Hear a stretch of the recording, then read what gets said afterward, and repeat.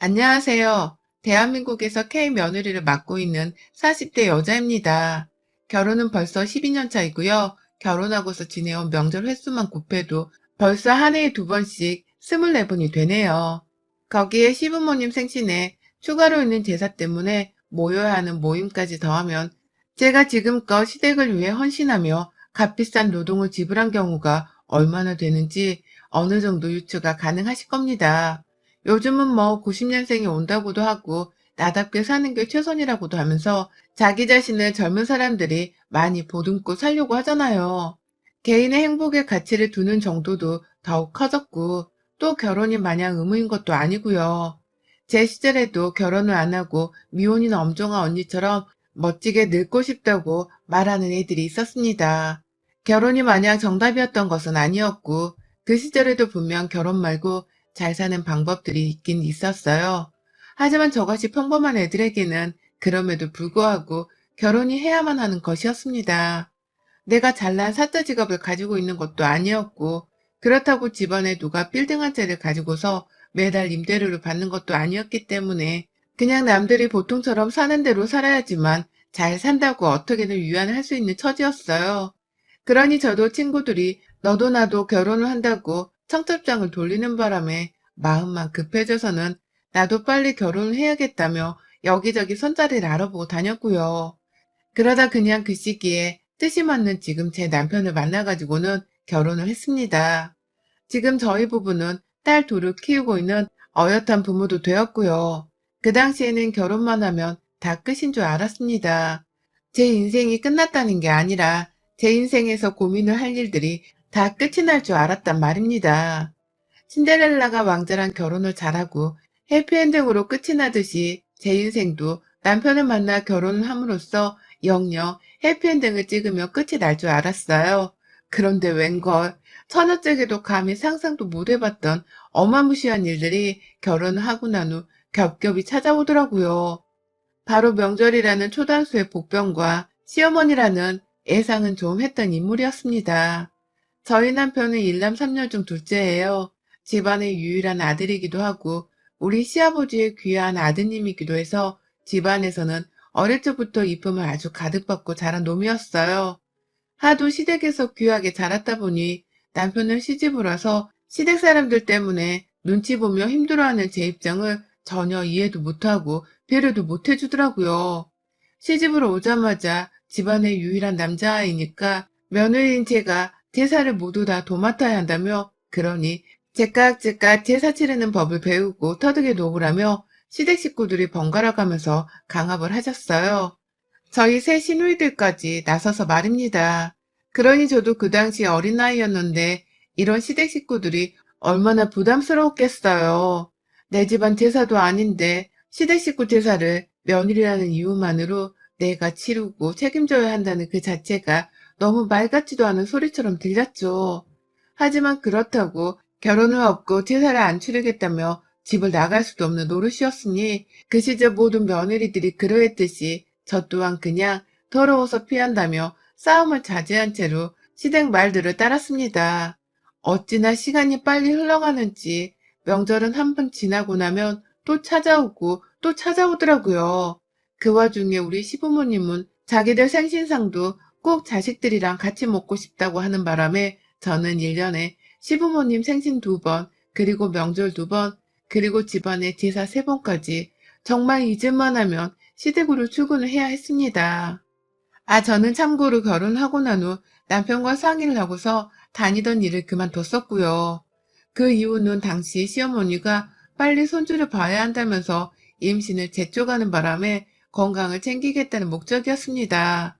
그런데 제가 일을 그만두고 나니 어머님은 저한테 손주를 빨리 낳으라고 재촉을 했던 것을 까마득히 잊은 건지 그렇게 불러대면서 시댁 일을 챙기게 만들더라고요. 자신도 이 집안의 며느리였으니 제사를 해왔던 것일 텐데 제가 새로 들어온 며느리라는 이유만으로 제사를 모두 저한테 양도하려는 듯이 떠넘기기도 하셨고 급기야 제가 집안의 며느리라면서 자기 딸들까지 챙기게 하셨어요. 생신 때는 제가 케이크도 챙겨야 했고 먹을 것도 챙겨야 했고 당연스레 그 먹을 것들도 다 제 손으로 직접 만들어서 내놓아야만 했었습니다. 그와 동시에 선물도 따로 준비를 해서는 챙겨드려야 했고요. 시누이들 생일 때에도 저를 불러서는 자기 딸들한테 근사한 식사 대접을 해주고 싶은데 자기 손이 딸려서 요리를 못하겠다며 저를 부르시더라고요. 그렇게 시댁에 가서는 제가 거의 대부분의 시누이들 생일상을 다 차려내고는 했습니다. 시어머니가 뒤에서 팔짱만 끼고는 아무것도 하려고 하질 않으시는 바람에 제가 도무지 가만히 있을 수가 없었어요. 억지로 제가 시누이들 생일상까지 다 차려주고 나면 꼭 저한테는 가족들끼리 시간을 보내고 싶은데 라면서 섭섭한 말을 하면서 집으로 돌아가라는 말을 돌려가며 하셨고요. 그러면 저는 시댁 부엌에서 개고생만 했다가 내가 차린 생일밥상을 한 숟갈도 떠먹어보지 못한 채 집으로 쓸쓸히 돌아갔어요. 뭐 이런 시어머니가 다 있나 싶어서 제가 초반엔 스트레스로 인해서 임신을 하고 싶어도 못했습니다. 괜히 남편이 미운 바람에 잠자리를 거부했었거든요. 제가 그런 초강수를 두니 남편도 이러다 진짜 영영 부부관계를 못하겠다 싶었었는지 자기가 잘 알아서는 시어머니께 뭐라 말씀을 드리더라고요. 뭐라 했는지 잘 모르겠으나 아들내미가 엄청 뭐라 한 건지 시어머니도 한동안은 시누이 생일권으로 저를 부르지는 않으셨습니다. 그럼에도 자기 생일에 명절 제사는 꼬박꼬박 며느리 손에만 물을 묻히겠다는 심보를 적나라히 드러내셨고요.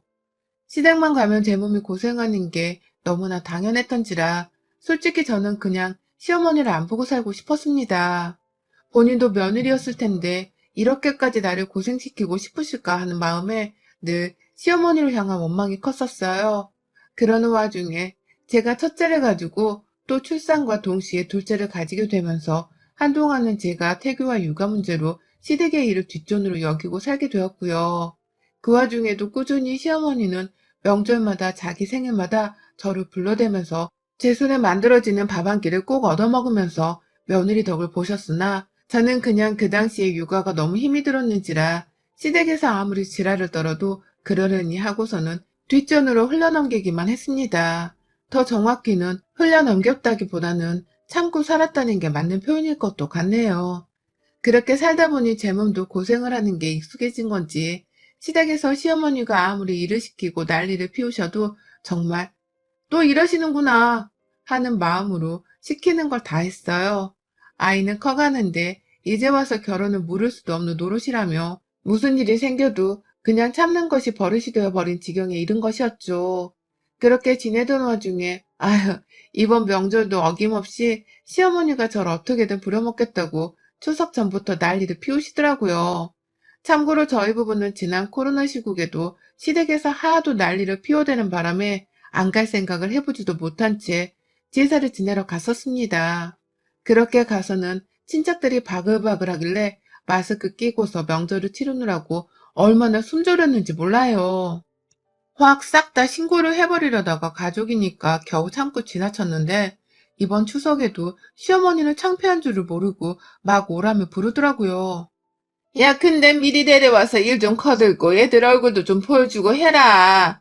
너는 떨어져 사는 애가 코로나 때문이라며 올해 인사도 띄엄띄엄 하러 오더니만 추석에도 그냥 명절날에 딱 맞춰 올 건 아니지? 너 일찍 오는 줄 알고 기다리마. 나 추석 음식 하나도 안 해놓는다. 라면서 저 빨리 오라고 재촉을 하는데 아유 얼마나 밉상이었는지 몰라요. 이번 명절에는 또 얼마나 일을 시켜가면서 제 허리를 부러뜨려 놓으실까 싶기도 하고 사람들은 또 얼마나 바글바글 거리며 찾아와서는 서로 엉겨부터 제사를 지낼까 싶기도 해서 머리가 벌써부터 지끈거릴 지경이었죠. 하지만 저희 시어머니는 그 사실을 아는지 모르는지 결국 이 분노에 불을 지펴보려고 말았습니다. 가만히 있으면 제가 그냥 가만히 찾아가서 명절 음식도 만들고 뭘 이것저것 했을 텐데 시어머니가 자꾸만 초를 치셨어요. 야, 너는 왜 미리 전화를 안 해? 먼저 일찍 오기로 결정을 한 거야. 어쩐 거야? 추석 전에 주말인 건 알지? 주말에 바로 오는 거지? 금요일에 오는 거지? 라고 하면서 계속해서 빨리 오라 재촉을 하시고 그걸로도 모자라 저한테 해선 안 되는 말도 하더라고요. 야, 네가 며느리인데 우리 집 힘든 일은 네가 알아서 나서서 하겠다고 하며 솔선수범을 보여야 할 거 아니냐. 내가 코로나 때문에 네 시누이들 생길 때 너를 안 부리기는 했지만 그렇다고 해서 군기가 빠지면 안 되지. 너 내가 예전에 했던 것처럼 네 시누이들 생일마다 불러가며 제대로 고생 한번 시켜줘? 라고 하시더라고요. 본인이 올해는 코로나로 저를 덜 부려먹었는데 그거에 감사하지 못할 거면 자기가 앞으로는 저를 더 고생시킬 거라며 반협박 같은 소리를 해대신 겁니다. 이런 말을 저한테 아무렇지 않게 하면서 빨리 시댁에 와서 시부모님 옆에서 아양 떨며 잔심부름도 하고 며느리 노릇도 하라는 소리를 하고 계신 것이었어요. 그러니 저도 생각을 하면 할수록 나를 무슨 옆집 머슴으로 취급을 하시는 건가 싶어서 기분이 찝찝하더라고요. 세상 어느 시어머니가 며느리한테 일을 더 시키겠다 말겠다 하면서 고생시킬 거란 소리를 하나 싶어서 진짜 기분이 더러웠어요. 똥 밟은 것처럼 순간 시어머니를 향해서는 최소한의 존경심도 들지를 않았습니다. 그 상태에서 더 참자 하면서 버티던 중 시어머니의 입에서 너 이번 명절에 아주 각오해. 내가 허리 하나 제대로 부러뜨려 줄 테니. 라는 말이 나온 순간 저는 고삐가 풀린 망아지가 되어버렸어요.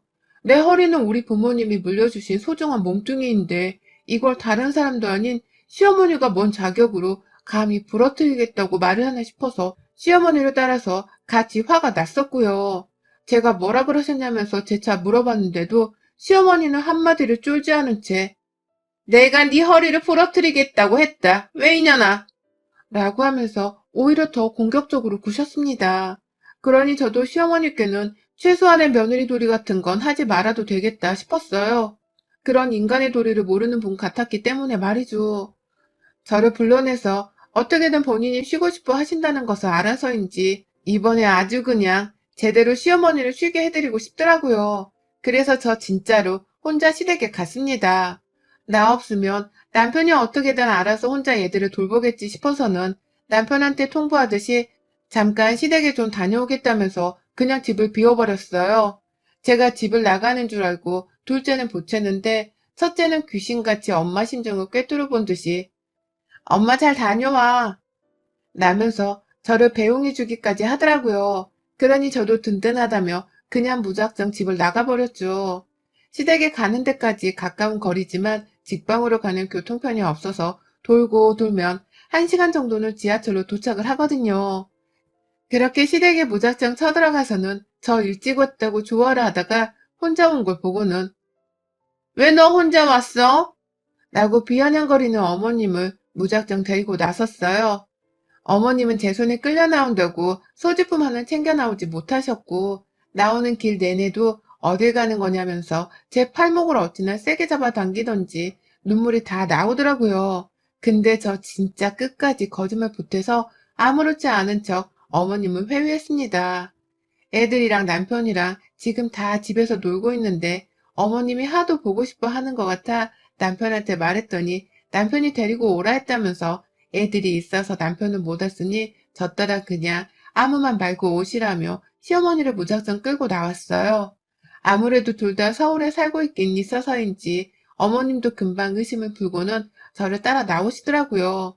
제가 급한 대로 어머님을 지하철에 태우지 않고 바로 카카오 택시를 불러잡아서는 목적지를 찍고는 출발을 했는데 어머님은 차 안에서 잔소리를 한다고 저한테만 신경을 쓰느라 택시가 어디로 가고 있는지를 신경도 안 쓰셨어요. 택시는 이미 저희 집 반대편을 지나선 정말 한참이나 더 먼 서울 외곽으로 빠져나가는 중이었는데 우리 무식한 시어머님은 이 차가 어느 방향으로 가고 있는지를 신경도 안 쓰신 채 그냥 세워라 내워라 저를 향한 잔소리만 하시더라고요. 추석에는 알아서 빠릿빠릿 연락하며 찾아오라고도 하고 아들 하나 장가 보내고 나서 자신이 많이 외로웠으니 더 챙기라는 소리도 하고 그러다가 바로 전에 전화통화를 했던 것을 들먹이면서 너는 진짜 오늘 안 찾아왔으면 내가 명절에 너 허리 제대로 부러뜨렸어. 라면서 자신만만하게 혼을 내는데 아유 진짜 우리 시어머니를 누가 말릴까 싶더라고요. 그러다가 거의 택시를 타고서 40분가량 달리다가 시어머니가 대뜸 근데 우리 아직도 도착하려면 멀었냐? 라고 하면서 어딜 가는 길이냐고 물어보더라고요. 그러면서 택시 기사님 핸드폰에 찍힌 내비게이션을 뚫어져라 쳐다보더니만 우리 니들 집에 가는 거 아니었냐? 라고 하면서 어딜 가는 길이냐고 막 물어보는데 결국 택시 안에서 너무 난장판을 피우시는 바람에 기사님께 양해를 구하고는 그 자리에서 택시에서 그냥 내려버렸어요. 거기가 바로 서울에서 경기도로 넘어가는 화정으로 빠져나가는 길목이었는데 주변에 도로가 있어서 망정이었지 하마터면 저도 어머님 따라서 길 한복판에서 미아가 될 뻔했습니다. 택시에서 내린 시어머니는 나를 도대체 어디로 끌고 가려고 한 거야? 너 지금 이게 무슨 수작이야? 라고 하면서 길 한복판에서 사람들이 보던 말던 소리를 지르더라고요. 본인도 어처구니가 없었겠죠. 아들 보여준다고 무작정 데리고 나서더니만 갑자기 어딘지도 모르는 길목 한가운데서 정차를 했으니 말입니다. 전화했을 때 잔소리를 해서 화가 난 거냐면서 저를 향해 얼마나 정신 나간 년이라고 욕을 하시던지요. 당장 집으로 데려다 주라고 가지고 있는 현금이 없으니까 빨리 택시를 잡아서는 저희 집으로 가게 해달라면서 그 앞에서 막 소리를 더 치시는데 제가 거기다가 대고선 내가 왜요? 라고 말을 해버렸어요. 내가 왜 어머님을 다시 집으로 도로 데려가야 하는데요? 어머님이 이렇게 저한테 지금 소리치고 있는데 제가 왜 그래야 하는데요? 집으로 도로 데려다 주라고 사정을 해도 모자랄 판에 왜 자꾸 저한테 소리를 치시는 거예요? 지금 이 상황에도 제 허리를 부러뜨리고 싶으세요? 라면서 저도 우라통이 터져선 마구 폭발을 하듯 어머니께 소리를 질렀습니다. 그러니 어머님은 이 상황에서 그런 소리가 나오냐는 말과 함께 제 가슴팍을 막 때리셨어요. 내가 너 진짜 허리 못 부러뜨릴 줄 알아? 이게 진짜 보자 하니까 명절에 제사 안 지내려고 나한테 별짓을 다 하네. 너 나 데리고 어디 모르는 산골이라도 들어가려고 했어? 왜? 가서 확 나 죽여버리게? 뭐 하려고 한 거야? 똑바로 말 안 해? 이 무시무시한 년. 네가 이러고도 서울에 돌아가서 무사할 줄 알아? 너 내가 진짜 가만 안 둘 거야. 라고 하면서 저를 당장이라도 가만 안 두겠다며 그 도로 한복판에서 제 멱살을 잡고 제 팔을 잡고 그걸 잡고서 주먹진 채로 때리기까지 하면서 마구 몸부림을 치는데 이러니 제가 시어머니를 불쌍히 여길 수가 없었죠. 너무 화는 나고 여전히 내 허리를 부러뜨리겠다는 험한 소리를 하면서 나를 위협하는 시어머니를 도저히 무사히 집까지 바래다주고 싶지가 않았습니다.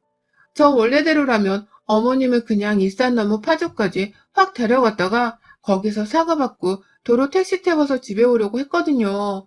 돈도 없고 핸드폰도 안 가지고 나왔으니 믿을 건 저 하나뿐일 거라면서 사과를 받아내는 것도 수월할 줄 알았습니다.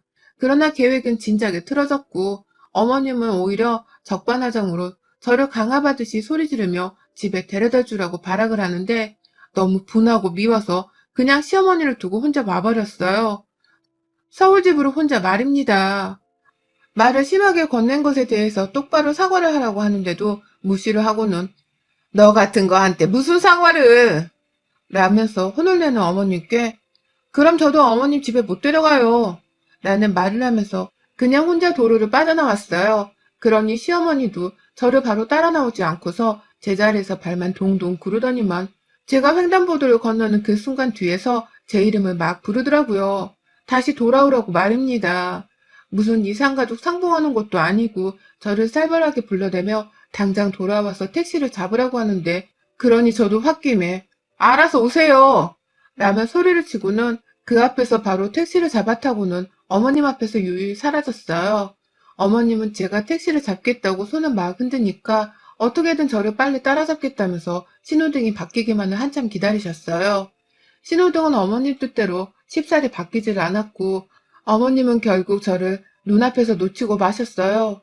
그 후 어떻게 되었냐면 어머님은 한참이나 거리 한복판에서 어떻게든 버티다가 결국 택시를 타셨고 그걸 타고서는 제 집 앞에 오셨어요. 결국 남편이 자초지종도 모른 채 어머님 부름을 따라 나갔다가 택시비 결제를 했고 그 앞에서 어머님께 자초지종을 들었는지 씩씩대며 혼자 들어오대요. 시어머니는 이미 저한테 겁을 먹었는지 아님 혼자 밖에서 며느리한테 버림을 받았다는 생각에 멘붕이 온 건지 그냥 도로 남편한테서 카드를 받고서는 그 돈으로 시댁에 가버리셨고요. 한참 뒤에야 남편이 씩씩대며 집에 들어와 저를 찾더라고요. 너 어떻게 우리 엄마한테 그래? 넌 사람 버린 거나 다름없어. 라면서 막 발악을 하길래 저도 남편이랑 한바탕 했습니다. 니네 엄마는 그럼 나 폭행하고 협박한 거나 다름없는데 우리 같이 쌍방으로 고소해봐? 고소해? 니네 엄마가 나한테 주구장창 허리 부러뜨리겠다고 한 것도 어머니 협박죄야, 이 자식아! 라고 하면서 그냥 막 남편에게 들이박아버렸죠. 그러니 남편도 뭐라 지네 엄마 편을 들려고 하다가 제 말에 진정하라고 하고 또 자기 엄마가 했던 말에 대신 변명을 하면서 감싸고 돌았고 그러다 둘 다 힘이 빠져서는 싸움을 그만했어요. 누가 이겼다 말았다 할 건 없었지만 저는 충분히 시어머니한테 경고를 날렸다는 것만으로도 속이 시원했어요. 저 혼자 택시를 타려고 손을 든 그 순간 횡단보도 너머에서 저를 무슨 잃어버린 엄마 마냥 애타게 부르던 시어머니의 아련한 표정이 자꾸 생각나서 웃음이 다 나오려고 하네요. 시어머니는 제 손에 직접 서울 외곽 땅 한복판에서 버림을 받아버리는 최악의 경험을 겪으셨으니 지금 얼마나 어이가 없고 속에서 천불이 나 하실까요? 그 마음을 잘 알아서인지 저도 딱히 어머니께 부채질을 하겠다며 연락을 할 생각도 하지 못한 채 멀찌감치서 눈치 보는 척만 하고 있습니다. 아직 남편하고는 신경전을 끝내지 않았고 오히려 이 기회를 몰아붙여서는 추석에 시댁을 가지 않을 꼼수도 부리는 중이에요. 여기 사연 채널에서 다른 며느리분들이 하시는 방법을 좀 따라 해보려고요. 남편을 슬슬 추석에 제가 정말 시댁을 안 가려 하는 건 아닌지 살며시 꼬리를 내리며 저한테 말 한마디 걸어보려 하는데 그걸 저는 단칼에 거절하며 지내는 중이랍니다. 왠지 오늘 내일 시어머니도 연락이 와서 올 거냐 말 거냐 물어볼 것 같은데요. 보란듯이 연락을 씹으며 우리 시어머니 마음을 초조하게 만들어줘 버릴 거예요. 여러분의 생각은 댓글로 남겨주세요. 오늘도 시청해주셔서 정말 감사합니다.